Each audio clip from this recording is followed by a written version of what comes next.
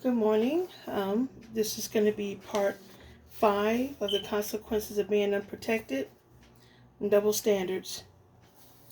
Under Section 107 of the Copyright Act of 1976, allowance is made fair use for the purpose of such as criticism, commitment, news reporting, teaching, scholarship, education, and research. Fair use is a use permitted by the copyright statute that might otherwise be infringing. Now with our part 5.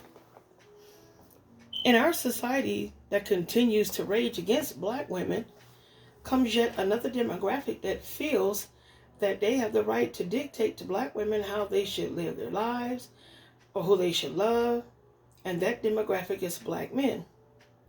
With social media, which is littered with loads, of platforms where everything from sweet nothings to information to outright vitriol. Not surprisingly, the lion's share of that vitriol that I speak about is aimed primarily at black women. Since black women are clearly outside the status quo and doesn't fit the global white standard of beauty, the black woman is expected to deny herself and not only that, tend to others, to the needs of others, wants and desires of the world. Like a mule. She's supposed to settle. She's supposed to take on whatever comes down the road. The black woman is also expected, to struggle with, deal with, put up with, and tolerate all BS, coddle and build up the black man. With nothing in return, no reciprocation whatsoever. She's supposed to help the black man deal with the white man, and all while the black man does nothing for the black woman in return, except leave her saddled with out-of-wedlock children. The black community is an absolute hellhole for the black woman. The black woman is under constant abuse, all while the black man is coddled, cared for. It's amazing how other black women will cape for, fight for, and do all for the black man, build him up, and in some cases put him through school, only to be the first thing thrown overboard once his ship come in. The black woman is the first thing that is thrown. The black woman has got to know her worth. And that was instilled in me through my father, who had once told me that the black woman has taken the black man out of the gutter, only for the black man to turn around and throw the black woman in the gutter. The moment the black woman starts focusing on herself and working toward changes that's going to benefit her, oh no, now she's selfish and she's self-centered and she's a bitch and all these things. It's like, oh, how dare the black woman improve herself and get it together. If a black woman is fat, oh, she's the mammy. But if she's in shape, and look good and everything, oh, now she's a stripper hoe. She's a tramp. She's a thought. So it's like, it's a catch-22 with the black woman, which she has to deal with. Other double standards, is with regards to beauty. One of the biggest double standards that the black woman constantly face on a daily basis is one of beautifying herself, doing what she will with regards to her hair, her makeup, clothing, nails, lashes, and the like. Weaves were around for thousands of years, and it was worn by white women as well. Same go for lashes, nails, and the like as well. Yet black women are scorned for their beauty or any enhancement she may wish to undergo.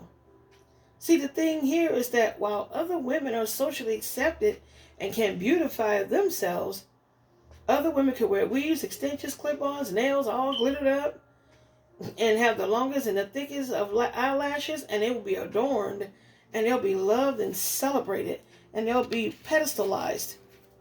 All while, on the other hand, the black woman, she's going to be scorned. She's going to be called nappy-headed, nappy hair, black, darky, hair hat wearing bitches. All this mocking. and be referring to black women as monkeys and baboons and gorillas. And how the black women will never be compared to or as beautiful as a white woman. Black men will harass black women and harass them about wearing wigs, weaves, lace fronts, and ponytails. A black woman can have waist-length hair that is hers, natural, weave-free, and the black men will still trash the black woman on how they're all bald-headed and nappy-headed and dark-skinned and can't grow long hair. There is yet another phenomenon that is going on, and of course, it's all played out all over social media.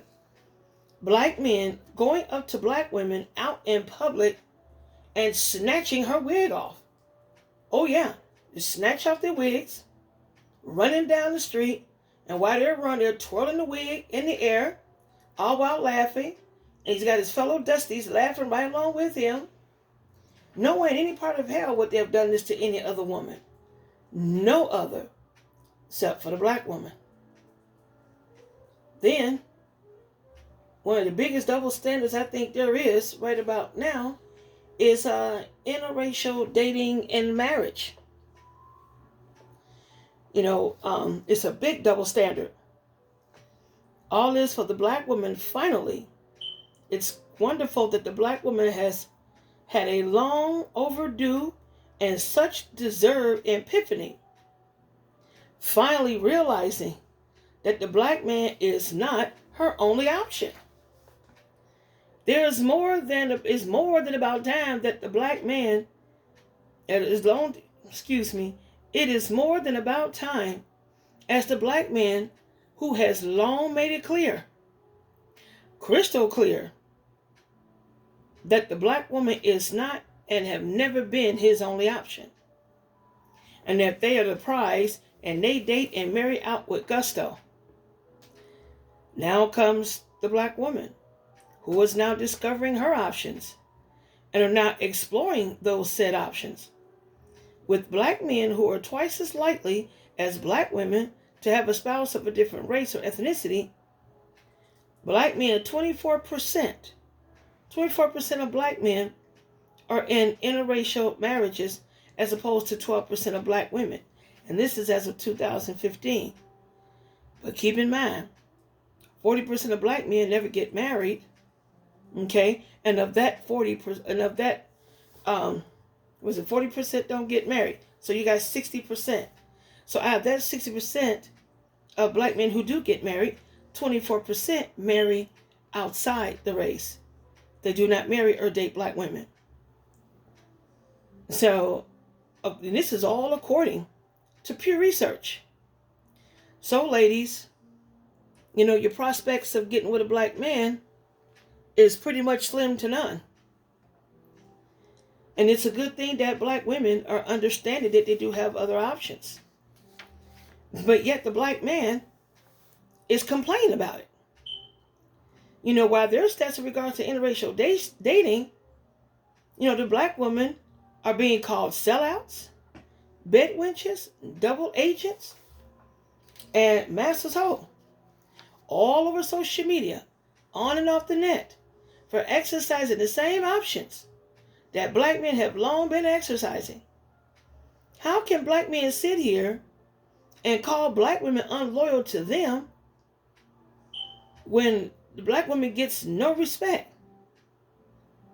How could they expect her to be loyal when there's no respect from the black man being given to them? But that's that entitlement. Because, black men, they're covered under that patriarchal landscape as well.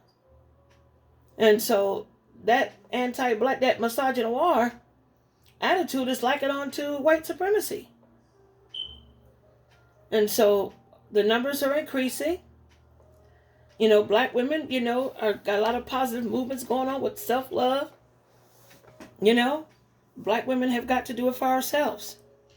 You do not stay in an environment or in a community where you are not accepted and not celebrated. It's gotten to the point now where black women are not even tolerated, even by her own community. So, ladies and gentlemen, if any are listening, this is what we're up against, and this is what we're dealing with. So if you like the video, please like, share, and subscribe. And have a great day. More to come.